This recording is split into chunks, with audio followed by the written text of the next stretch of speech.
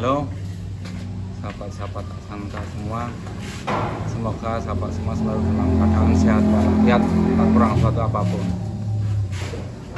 Ini akan saya sedikit sharing-sharing, berbagi informasi tentang keuntungan kalau kita menggunakan dak yang cara pembuatannya itu konvensional. Bahasanya kita menggunakan seperti ini nih, begisting menggunakan triplek kayak gini, dibanding dengan kita menggunakan begisting yang menggunakan bondek. Nah, ini kalau kita begistingnya menggunakan triplek konvensional seperti ini antara balok daknya sama platnya itu sudah pasti nyatu. Ya, sebenarnya kalau kita walaupun begistingnya menggunakan bondek, kalau tukangnya yang teliti, tukangnya yang mau kuat, juga bisa dibikin semacam ini, yaitu caranya semacam itu. Kita ini kan baloknya kan tingginya 40 cm aslinya, saya teruskan yang luar.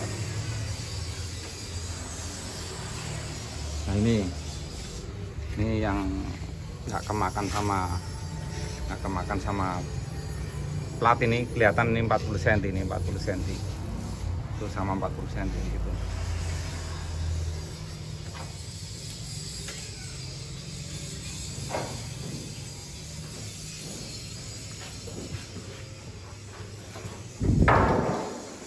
Ini keuntungan yang pertama adalah kalau secara struktur otomatis antara balok sama platnya itu nyatu.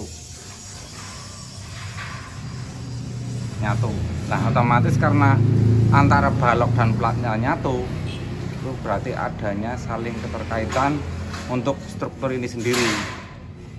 Biasanya kalau seumpama terjadi gempa, berarti antara balok dan plat itu tidak mudah untuk misah ataupun bergerak masing-masing gitu kan.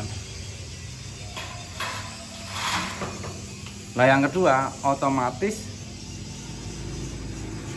ini plat pasti lebih kokoh karena menyatu antara plat sama balok kayak gitu kan. Kalau seumpama keuntungan yang dari segi pendukung ya berarti kayak gitu tuh, dari triplek, terus kayak itu tadi yang dipakai buat kasut-kasut penyetut kayak gitu tuh, yang lagi ditata sama tukang itu. Otomatis kalau kayak saya yang di proyek itu bisa dialihkan ke proyek lain, berarti bisa difungsikan untuk berkali-kali kayak gitu kan.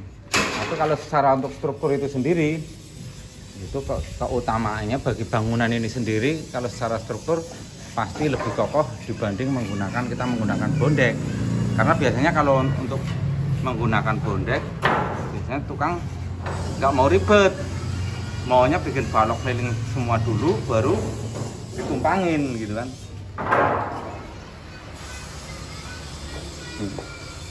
Biasanya langsung setelah jadi balok kayak gini, ini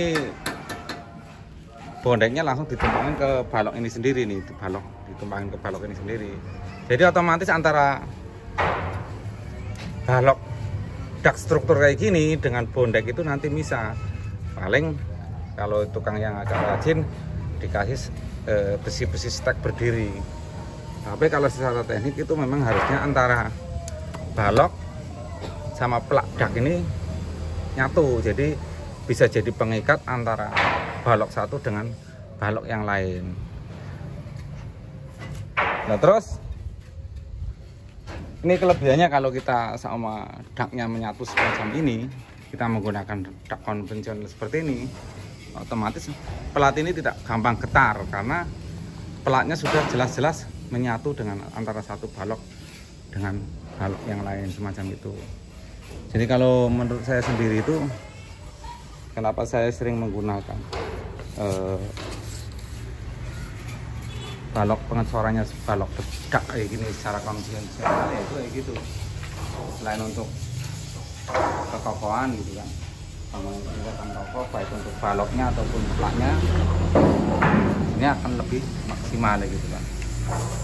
Tapi ya benar, kalau memang secara pengerjaan ya pasti lebih lama karena kita menggunakan begisting konvensional, kita terlalu banyak stot, kita terlalu banyak kayu-kayu yang dipakai buat begisting semacam itu. Tapi kalau hasilnya ya lebih memuaskan yang seperti ini, kita menggunakan begisting yang konvensional, karena antara plat sama baloknya pasti akan lebih kokoh kayak gitu.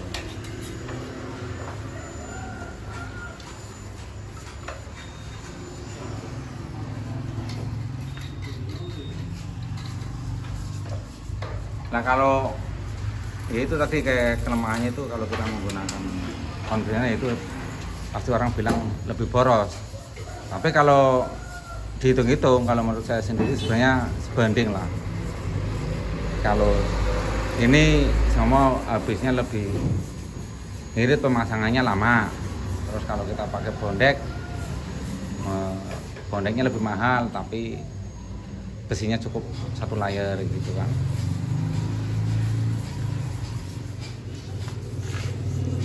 Ini tinggal dari sahabat-sahabat SMK semua tuh silakan pilihan, tapi kalau menurut saran saya masih mendingan konvensional, walaupun pengerjaannya agak lama, pembersihannya agak banyak, tapi nanti di akhir hasilnya itu antara balok dak sama plat sudah pasti kokoh. Seumpama terjadi goncangan tidak gampang terpisahnya antara balok sama plat. Nah kelebihannya lainnya ini andaikan seumpama ini terjadi lentur sedikit di pembersihan untuk baloknya ini sendiri, terbang sama plat yang kokoh, juga akan baloknya akan lebih kokoh kayak gitu. Nah kekurangannya kalau kita menggunakan kayak tadi yang soalnya pakai bondek, itu kan berarti kita ngecornya double. Yang pertama kita sudah ngecor setebal 40 kayak gitu kan, setebal 40 cm. Nah nanti ketika kita ngecor lagi yang buat plat, ya kita kan nambah ketebalan balok setebal plat lagi, padahal itu tadi baloknya sudah full penuh 40 cm kayak gitu. Kalau saya lihat ini kan, kalau menangnya yang kita pakai plat bondek itu ya paling itu mengurangi untuk stot. Bondeknya sendiri lebih mahal dibanding sama triplek ya, cuma ngurangi stot, dan proses untuk bikin begistingnya memang lebih mudah kalau kita menggunakan bondek, apalagi yang sistem gambling gitu kan. Kadang-kadang ini berbaris dari sini sana ada 3 balok ya kan, ada balok tengah lah, 1 3 balok tengah 3 meter biasanya orang pasangnya bablas gitu kan, berarti antara balok yang tengah tanpa terpotong sama sekali pasangnya ke sana, jadi otomatis yang balok tengah nggak nyatu sama sekali, dan memang pemasangannya untuk itu sendiri memang lebih cepat kayak gitu. Nah itu semua pilihan, cuma kalau menurut saran saya pilih yang konvensional kayak gini, lebih kokoh. Oke, terima kasih. Informasi saya berbagi informasi tentang cara bikin begisting untuk balok dak kayak gini antara konvensional menggunakan triplek dan kayu dengan yang menggunakan bondek. Mudah-mudahan ada manfaatnya. Salam dari kami, salam membangun.